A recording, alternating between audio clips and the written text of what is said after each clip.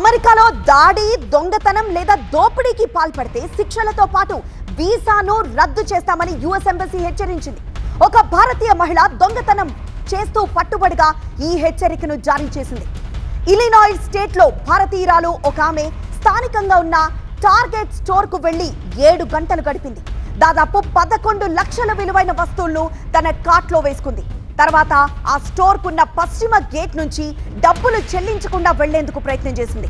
అయితే అప్పటికే అనుమానం వచ్చిన స్టోర్ సిబ్బంది పోలీసులకు సమాచారం ఇచ్చారు.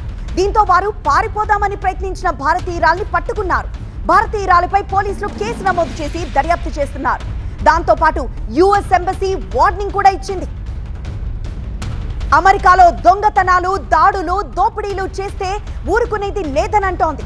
వీటికి పాల్పడితే శిక్షలే కాదు, వీసా కూడా రద్దయ్యే ప్రమాదం ఉందని హెచ్చరించింది.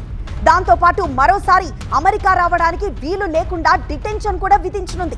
అమెరికాలో శాంతి భద్రతలకు అత్యంత విలువిస్తామని, విదేశీయులు కూడా ఇక్కడ చట్టాలను తప్పనిసరిగా పాటించాలని చెప్పింది.